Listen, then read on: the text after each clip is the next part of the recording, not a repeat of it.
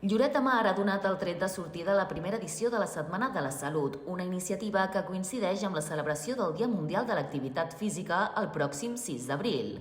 Aquesta jornada ofereix una àmplia gamma de propostes gratuïtes centrades en l'activitat física, amb un especial focus en el benestar emocional.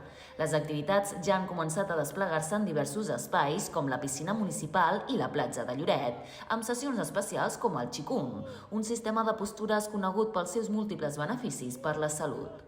Bueno, el Qigong es una práctica que comporta suaves movimientos en el que combinas lo físico, combinas también la parte respiratoria acompañándolo a lo físico y también enlazas con la parte de concentración mental. Son tres cosas en una misma actividad. Y la gente se está animando, la gente está yendo a los parques a hacer pues, este tipo de ejercicios. El Qigong, el Tai Chi, por ejemplo, también, que es muy parecido, pues es muy beneficioso. En aquest cas, aquest any, hem fet com a eix vertebrador el benestar emocional, que creiem que és bàsic per la salut general de tothom. No?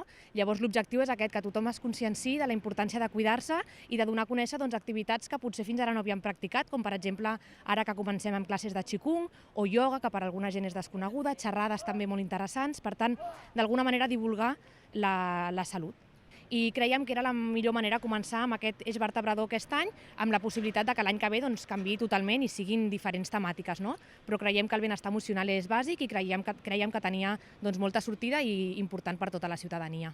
Creiem que la veritat és que les activitats són molt dinàmiques i molt diferents, obertes a tots els públics, ja des de més petits fins a gent gran. Per tant, creiem que donarà resposta a les necessitats de tota la ciutadania. Esperem que sí, que tothom hi participi, que s'apuntin i que cuidin de la seva salut, que és el més important. Algunes de les altres activitats que s'han organitzat són ioga a la platja, diferents classes d'exhibició de dansa i fitness a la piscina municipal, classes de ball, conferències sobre l'ús de les pantalles, la regulació emocional o com viure el dol per suïcidi, una ballada de country o un taller de sol pelvià, entre d'altres. El cicle d'activitats culminarà el dilluns 7 d'abril oferint una oportunitat d'última hora per participar-hi.